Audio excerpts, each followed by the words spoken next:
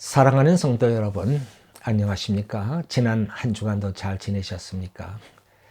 날씨가 많이 쌀쌀해졌습니다. 감기에 주의하시기 바랍니다. 오늘도 하나님 주시는 귀하신 말씀을 통하여 우리가 은혜를 받고자 합니다. 오늘 우리에게 주신 하나님의 말씀은 창세기 45장 25절로 28절 말씀입니다. 제가 말씀을 봉독해 드리겠습니다. 그들이 애굽에서 올라와 가나안 땅으로 들어가서 아버지 야곱에게 이르러 알려 이르되 요셉이 지금까지 살아있어 애굽 땅 총리가 되었더이다. 야곱이 그들의 말을 믿지 못하여 어리둥절하더니 그들이 또 요셉이 자기들에게 부탁한 모든 말로 그에게 말하며 그들의 아버지 야곱은 요셉이 자기를 태우려고 보낸 수레를 보고서야 기운이 소생한지라. 이스라엘이 이르되 조카도다, 내 아들 요셉이 지금까지 살아있으니 내가 죽기 전에 가서 그를 보리라 하니라. 아멘. 자, 오늘 말씀은 이제 형들이 가나안 땅 자기 집에 돌아왔습니다. 그리고 나서는 그 형들이 아버지한테 말하기를 요셉이 살아 있습니다.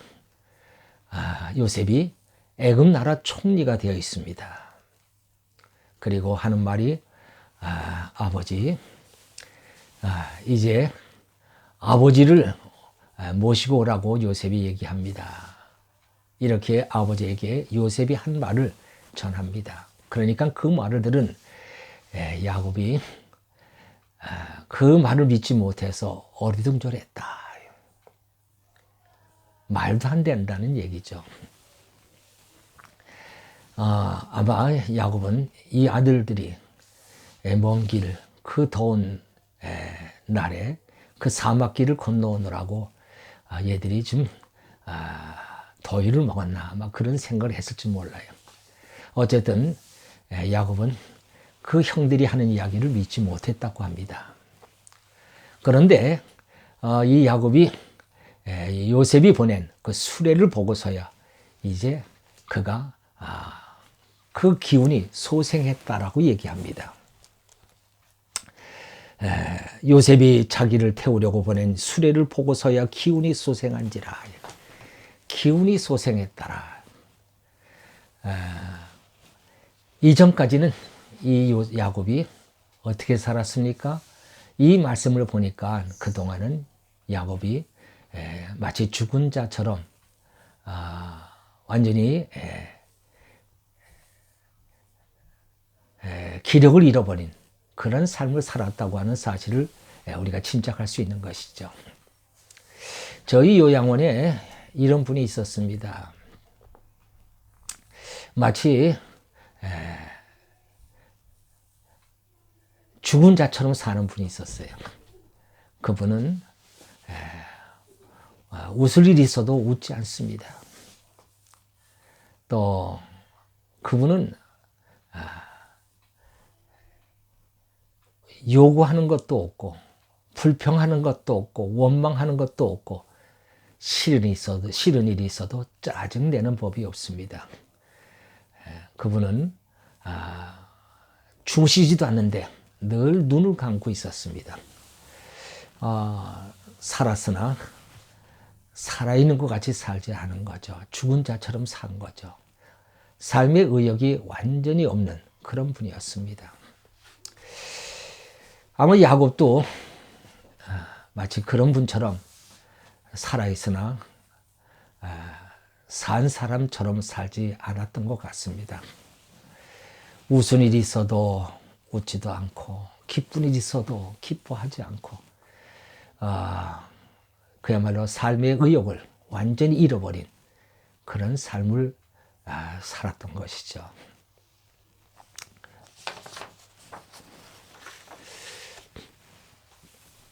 그런데 야곱이 본래 그런 사람이었습니까? 아니죠. 이 야곱은 누구보다도 그 삶의 의욕이 대단한 사람이었습니다. 그가 원하는 거 있으면 반드시 얻어야만 하고 또 그가 계획한 일은 반드시 성취하고야만은 그런 사람이었습니다. 누구보다도 의욕이 강한 사람이었고 또 욕심이 많은 사람이었어요. 그런데 그렇게 생에 집착이 강했던 야곱이 완전히 정반대의 사람이 되고 말았습니다. 왜 그렇게 됐을까요? 물론 요셉을 잃고 나서입니다. 요셉은 야곱의 사랑이요 희망이었습니다. 그 삶의 원동력이었어요. 그 요셉 때문에 기뻤고 또 요셉 때문에 슬펐고 또 요셉 때문에 삶의 의미가 있는 것입니다. 요셉 때문에 희망이 있었던 거예요.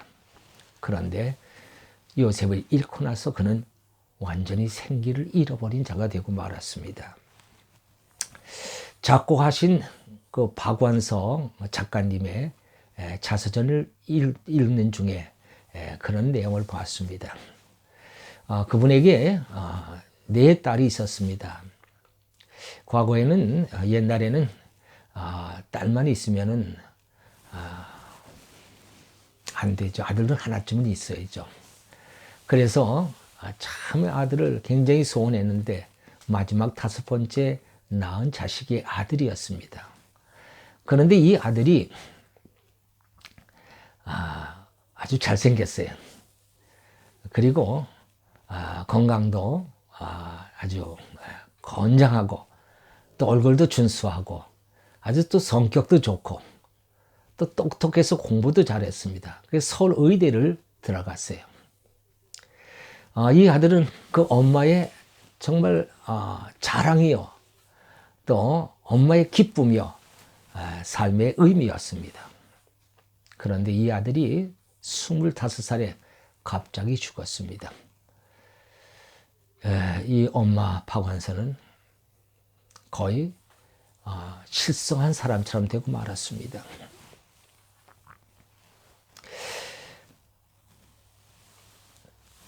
그의 일기에 이렇게 기록하고 있습니다. 아들이 세상에 존재하지 않는다는 사실이 무서운 괴물처럼 가차없이 육박해왔다. 그러면 나는 가슴을 쥐어뜯으며 미친 듯이 몸을 솟구치면서 울부짖었다. 목청껏 아들의 이름을 부르면서 통곡하면 소리와 함께 고통이 반사되면서 죽은 영혼과 교감할 수 있을 것 같은 예감에 사로잡히곤 했다. 이러다 미치는 거죠. 그녀는 하나님을 저주했습니다. 음식을 먹으면 다 토해냈어요. 그야말로 살 수 없는 상황에서 목숨만 연명하고 있었죠. 아마 야곱도 이런 심정이었을 것입니다. 혼이 빠진 사람처럼 되고 말았을 거예요. 사랑하는 아들을 잃어버린 상실감, 그건 어느 것과도 비교할 수 없는 것입니다. 그리고 희망 없는 삶을 살아간다는 것은 얼마나 비참한 일입니까? 야곱의 눈에 모든 세상이 잿더미처럼 변한 것입니다. 기쁜 일을 보아도 기쁘지 않고 웃은 일을 봐도 우습지 않습니다. 야곱은 이런 세월을 23년간을 보냈습니다. 여기서 참으로 안타까운 것은 야곱이 하나님의 약속을 잊어버렸다는 사실입니다. 그는 하나님의 약속을 믿었어야만 합니다. 요셉이 어린 시절에 꿈을 이야기할 때 아버지는 이 요셉이 꾼 꿈이 하나님이 주신 꿈이라고 믿었습니다. 또 그렇게 받아들였습니다. 창세기 37장 11절에 보면은 이런 말씀이 있습니다. 요셉이 꿈 이야기를 하고 나니 그의 형들은 시기하되 그의 아버지는 그 말을 간직해 두었더라. 요셉의 꿈 이야기를 마음에 간직해 두었다는 거예요. 그 얘기는 뭡니까? 그는 압니다. 그는 경험이 있어요. 그도 꿈을 통해서 하나님의 약속을 받은 경험이 있잖아요. 그리고 그 약속을 하나님이 다 이루어 주셨습니다. 그 꿈 이야기를 들으면서 야곱은 요셉이 하나님으로부터 약속을 받았구나, 그런 생각을 했을 거예요. 그래서 그 꿈 이야기를 마음에 두었더라. 옛날에는 여러분, 성경이 없는 시절에는 하나님은 당신의 계시를 꿈이라는 방법을 통해서 주셨습니다. 야곱도 꿈을 통해서 하나님의 약속을 받았고, 요셉도 하나님의 꿈을 통해서 하나님의 계시를 받은 거예요. 그리고 아버지 야곱은 그 꿈을 마음에 두었습니다. 그런데 요셉이 죽었다는 이야기를 듣는 순간 그는 그 꿈 이야기도 함께 잊어버리고 말았습니다. 요셉과 함께 요셉이 꾼 꿈도 잃어버리고 마른 거예요. 그리고는 깊은 사망의 늪에 빠져버리고 말았습니다. 야곱은 꿈을 잊었지만 하나님은 꿈을 이루셨습니다. 하나님의 약속은 사라지지 않습니다. 하나님의 약속은 죽지 않습니다. 하나님은 약속을 반드시 이루십니다. 그리고 그 약속이 이루어지기까지 하나님은 그 일을 쉬지 않으십니다. 우리가 하나님의 약속에 목숨을 거는 이유가 바로 거기에 있습니다. 세상은 다 사라져도 하나님의 말씀은 하나도 없어지지 않는다고 성경은 분명히 말씀하고 계십니다. 내게 주신 약속이 있습니까? 그 약속은 결코 변치 않습니다. 없어지지 않습니다. 죽지 않습니다. 그 말씀을 붙잡고 가는 것이 믿음입니다. 아브라함은 하나님께서 아들 이삭을 번제물로 바치라 할 때에 아브라함은 그 말씀을 순종합니다. 그 순종했던 이유가 뭡니까? 그는 믿었습니다. 무엇을 믿었습니까? 하나님께서 아브라함에게 주신 약속의 말씀입니다. 이삭을 통해서 많은 자손이 생길 거라고 하신 말씀을 주셨거든요. 그 약속을 아브라함은 믿었고 그 믿음으로 하나님의 말씀을 순종할 수 있었던 거죠. 그런데 야곱은 유감스럽게도 하나님이 요셉에게 주셨던 그 약속을 하나님의 계시라고 믿으면서도 약속을 하나님의 주신 그 꿈을 약속으로 받았으면서도 그는 그것을 잊어버리고 말았습니다. 여러분, 모든 상황이 절망적이고 막막할 때 우리는 여러분 거기에 그 현실에 붙잡히면 안 됩니다. 오히려 하나님의 약속을 생각하며 하나님의 말씀을 붙잡는 자들이 되어야 될 줄로 믿습니다. 박원서 씨가 살 기력을 잃고 실성한 사람처럼 허우적거리고 있을 때에 그에게 섬광처럼 떠오르는 생각이 있었습니다. 너는 지금까지 너만을 위해서 살았다. 그런데 그 말씀이 그의 마음에 들어오는 그 순간에 그는 통곡을 했습니다. 그것은 하나님의 음성이었습니다. 그는 통곡을 했습니다. 이것은 아들을 잃은 슬픔의 통곡이 아니라 회개의 통곡이었습니다.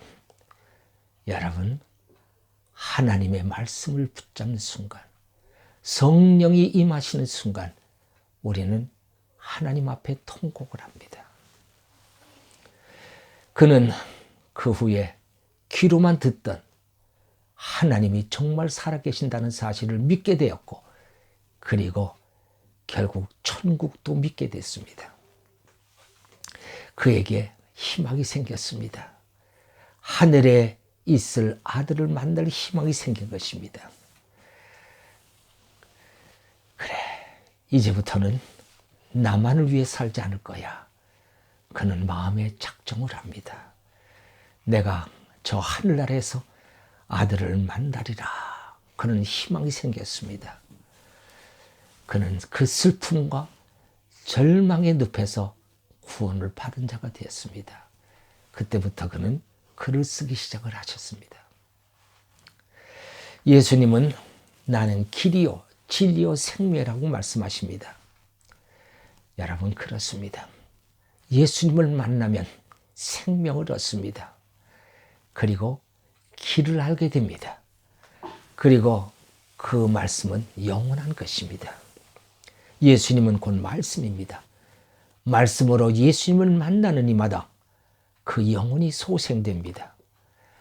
제가 아주 힘들고 어려운 때가 있었습니다. 저도 기력을 잃었습니다. 강단에 엎드려 있는데 일어설 수가 없었습니다. 근데 그 순간에, 한순간에 하나님이 내 아버지라는 사실이 깨달아졌습니다. 그런 생각이 샛별처럼 떠올랐습니다. 모르는 말씀이 아닙니다. 너무나도 당연한 말씀이죠. 잘 아는 말씀입니다.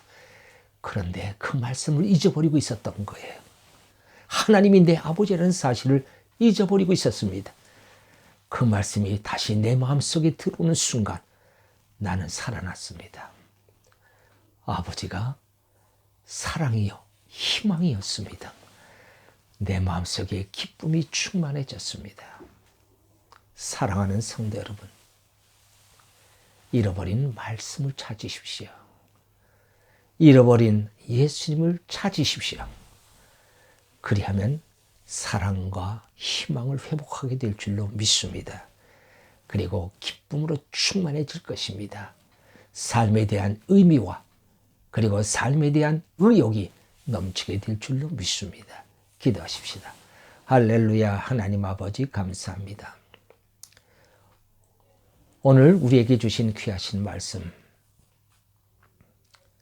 힘들고 어려운 일을 만날 때에 우리는 하나님이 주신 약속의 말씀을 잊어버릴 때가 있습니다. 그리고 우리는 절망하고 낙심하고 그리고 깊은 사막의 늪에 빠지기도 합니다.